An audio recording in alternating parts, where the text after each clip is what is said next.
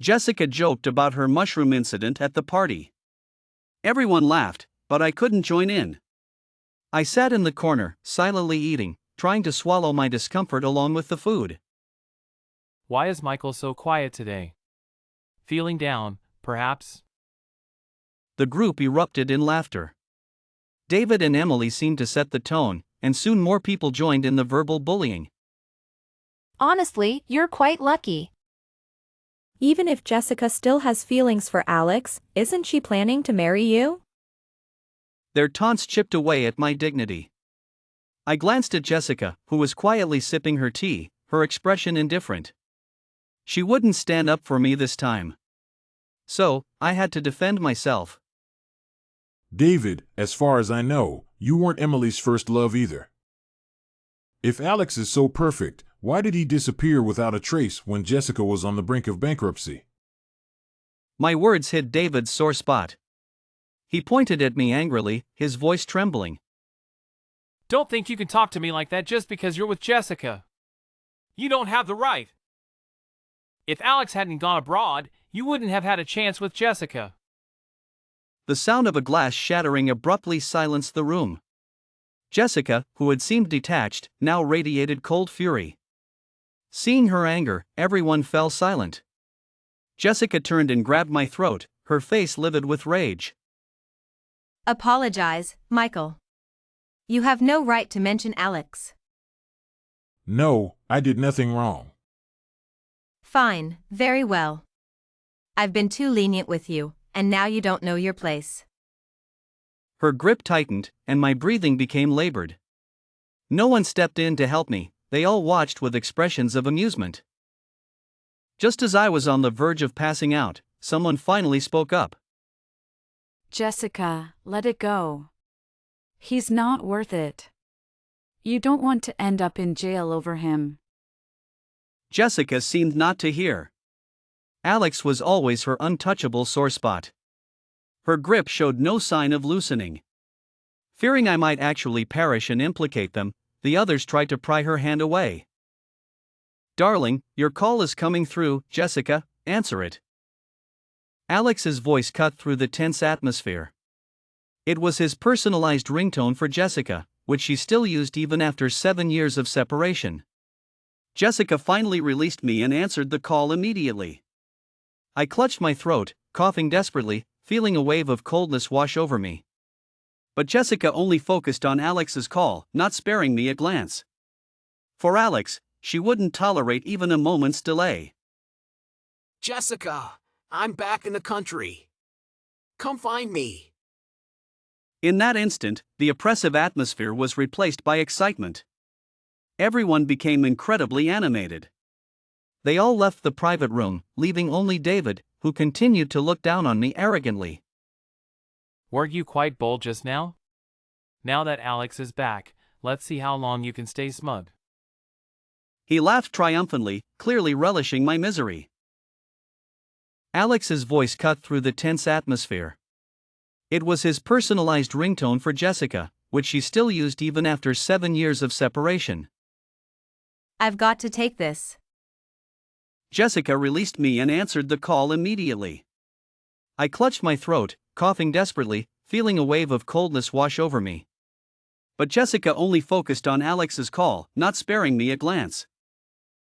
Jessica, I'm back in the country. Come find me. The oppressive atmosphere was replaced by excitement. Everyone became incredibly animated, leaving the private room. Only David remained, looking down on me arrogantly. Weren't you quite bold just now? Now that Alex is back, let's see how long you can stay smug. I was still gasping for air, the sensation of suffocation overwhelming.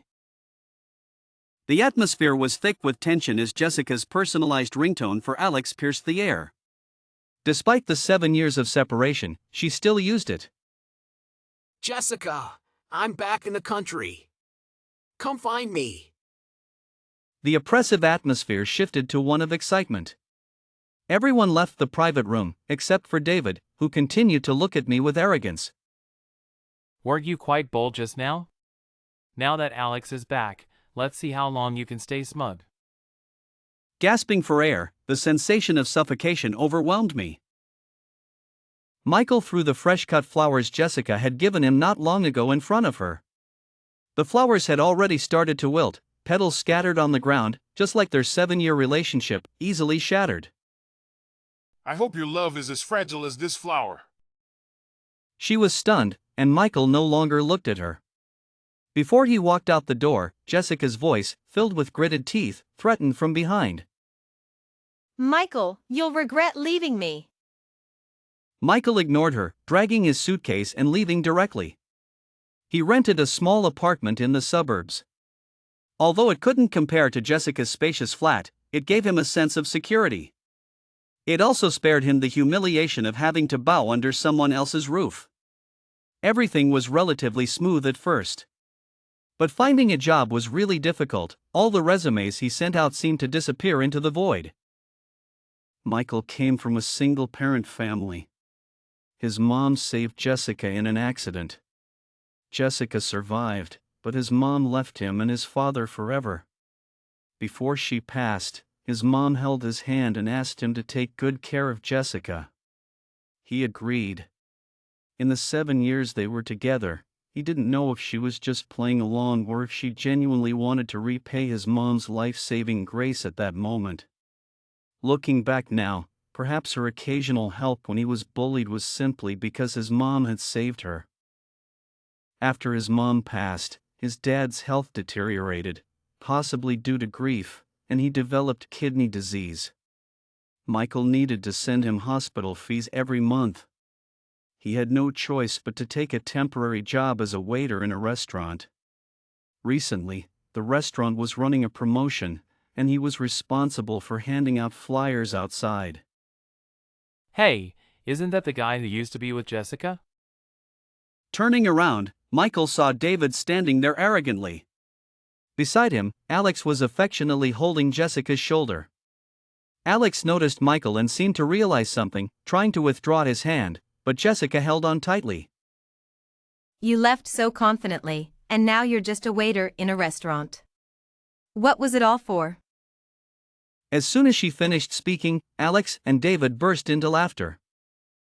Jessica, why don't we eat here? Although it's a bit low class, let's have this tough guy serve us. Jessica agreed without a second thought. It had nothing to do with Michael initially, but the manager said they specifically requested his service. Michael was extremely unwilling. You don't have the right to say no. Indeed, Michael had no right to refuse. David and the others were clearly looking for trouble. They either complained the dishes were too salty or too bland. Watching Michael scramble, their eyes were full of satisfaction. Anger surged within Michael, and he retorted a few words, turning to leave. Eat this, and we'll let it go for today. Alex pointed to a bowl of spicy fish in front of him. Michael was allergic to chili. They had deliberately added extra spice. He wanted to refuse, but Jessica grabbed his wrist. She knew he couldn't eat spicy food, yet she let Alex bring a small bowl full of chili to his mouth. Michael suddenly turned his head, and the dish spilled all over Alex's expensive shirt. The satin white shirt was instantly stained. Alex looked at Jessica with a troubled expression, his eyes full of grievance, as if Michael had been bullying him all along. Jessica called the manager. She demanded Michael apologize, but he was clearly the one provoked. He refused to bow his head, resulting in him being fired from the restaurant. That evening, Jessica's Ferrari was parked by the roadside. She was alone in the car. Alex was nowhere to be seen. Seeing Michael come out, she got out of the car and approached him. Get in the car. Michael pretended not to hear and walked straight towards the subway station. She frowned. He had never shown her attitude before. His repeated coldness over the past few days had pushed her to her limit. She grabbed him and pulled him into the car. He tried to open the door, but she locked it in advance, speaking slowly. If you don't want to pay for your father's treatment, go ahead and leave. Michael's hand stopped on the door handle. She knew his father was his weak spot, and she blatantly used it to threaten him. He stopped resisting and sat quietly, the confined space making him feel suffocated. Be good, come home with me, and don't make me angry, okay? Our wedding will go on as planned next month. Michael, without me, you're nothing. Alex's voice cut through the tense atmosphere. It was his personalized ringtone for Jessica, which she still used even after 7 years of separation. Jessica finally released me and answered the call immediately. I clutched my throat, coughing desperately, feeling a wave of coldness wash over me. But Jessica only focused on Alex's call, not sparing me a glance. Jessica, I'm back in the country. Come find me. In that instant, the oppressive atmosphere was replaced by excitement. Everyone became incredibly animated. They all left the private room, leaving only David, who continued to look down on me arrogantly. I was still gasping for air, the sensation of suffocation overwhelming. Were you quite bold just now? Now that Alex is back, let's see how long you can stay smug. Alex's voice cut through the tense atmosphere. It was his personalized ringtone for Jessica, which she still used even after 7 years of separation. Jessica finally released me and answered the call immediately. Cough, cough. I clutched my throat, coughing desperately, feeling a wave of coldness wash over me. But Jessica only focused on Alex's call, not sparing me a glance. For Alex, she wouldn't tolerate even a moment's delay. Jessica, I'm back in the country. Come find me. In that instant, the oppressive atmosphere was replaced by excitement. Everyone became incredibly animated. They all left the private room, leaving only David, who continued to look down on me arrogantly. Were you quite bold just now? Now that Alex is back, let's see how long you can stay smug. He laughed triumphantly, clearly relishing my misery. Jessica's phone rang, cutting through the tense atmosphere like a knife. It was Alex's personalized ringtone, which she still used even after 7 years of separation. She finally released me and answered the call immediately. I clutched my throat, coughing desperately, feeling a wave of coldness wash over me. But Jessica only focused on Alex's call, not sparing me a glance. Jessica, I'm back in the country. Come find me. In that instant, the oppressive atmosphere was replaced by excitement. Everyone became incredibly animated. They all left the private room, leaving only David, who continued to look down on me arrogantly. I was still gasping for air, the sensation of suffocation overwhelming. Were you quite bold just now? Now that Alex is back, let's see how long you can stay smug. He laughed triumphantly, clearly relishing my misery. The tense atmosphere was abruptly interrupted by the familiar ringtone of Jessica's phone. Darling, your call is coming through. Jessica, answer it. Jessica's grip on me loosened as she hurriedly answered the call. I clutched my throat, coughing desperately, feeling the coldness wash over me. But Jessica only focused on Alex's call, ignoring my distress. Jessica, I'm back in the country. Come find me. The oppressive atmosphere was replaced by excitement as everyone left the private room, leaving only David behind. Were you quite bold just now? Now that Alex is back, let's see how long you can stay smug. David laughed triumphantly, clearly relishing my misery as I gasped for air, the sensation of suffocation overwhelming. The atmosphere in the room was thick with tension as Alex's personalized ringtone for Jessica blared loudly. Despite our 7 years of separation, she still used it. Jessica, I'm back in the country. Come find me. Jessica released me and immediately answered the call. I clutched my throat, coughing desperately, feeling a wave of coldness wash over me. Yet, Jessica was entirely focused on Alex's call, not sparing me a glance. Were you quite bold just now? Now that Alex is back, let's see how long you can stay smug. He laughed triumphantly, clearly relishing my misery. I was left gasping for air, the sensation of suffocation overwhelming. I opened a small noodle shop in a quiet corner of the city. Business picked up, and I needed help, so I hired Sarah, a former customer. She had a gentle presence and a hearing impairment like mine. Michael, there's a customer outside asking for you. I was used to customers asking for me, but I didn't expect Jessica. Seeing her again, my heart was numb. She rushed over, grasping my hand. Come back with me, Michael. I broke free and ran back into the shop, with Jessica chasing after me. We sat around in silence.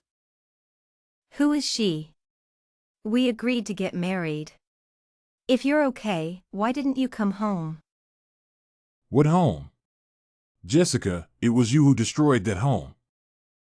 I was just unwilling to let go, but I know, deep down, the person I love the most is you, Michael.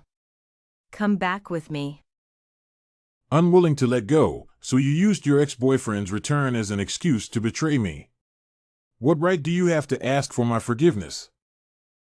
That night, I was drunk. It was just an accident. Alex and I have already broken up. From the moment you disappeared, I realized I had fallen in love with you. Michael, give me another chance. Let's start over. So, you're just a self-righteous woman. I thought you were deeply in love with him. Don't think she's any better. I went through a lot for him. Do you know how much I've sacrificed? Don't be so shameless. Michael already told me about it. You went through that because your first love returned, and you chose to end it. Michael, you're no better. Pretending to be dead and hiding here with your little lover. She's disabled. What can you two do together? I love Michael wholeheartedly. I have no ex-boyfriend entanglements, and I would never betray him. Whatever Michael wants, I'll do my best to fulfill. What you can give him, I can too. What you can't give him, I can still provide. Sarah walked to the door and made a gesture of invitation. Please leave. Don't make it too ugly. Michael, can you at least accept the flowers I gave you? This is the last time I'll give you flowers. Jessica, don't you understand? I never liked flowers. I'm allergic to pollen. After Jessica left, she became a constant presence at the store, standing at the entrance with flowers from dawn till dusk. Michael, do you want me to chase her away? Let her stay, Sarah. It adds to our revenue. This went on for over 2 weeks until customer numbers suddenly dropped one night. Michael, come look at this. The cash register was jammed with insulting orders.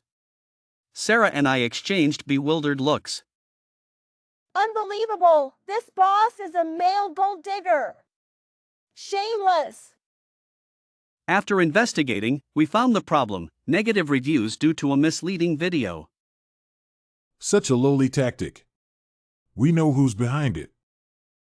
Reporting to the police revealed David's involvement. Netizens realized I was part of a deceitful scheme. Who's the real gold digger here? Jessica resorted to domestic violence? Michael didn't fight back? What a good man. If only I could date a guy like this. The store returned to peace. Jessica chose to leave after learning about David and Alex's actions. Michael, you probably won't forgive me, will you? No, I won't. In your eyes, I can never compare to your Sarah, right? Can you at least accept the flowers I gave you? This is the last time. Jessica, I never liked flowers. I'm allergic to pollen. Jessica was stunned. She finished her noodles and left. After that, she disappeared from my world. 2 years passed. Sarah and I got married, and the noodle shop expanded.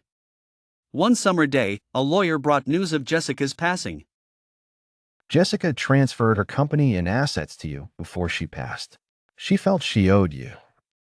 I took the card, feeling a mix of emotions. Michael, are you very sad? I nodded lightly. I never thought she would leave in such a way. I used the money to find a kidney donor for my father and established a charity for single-parent families.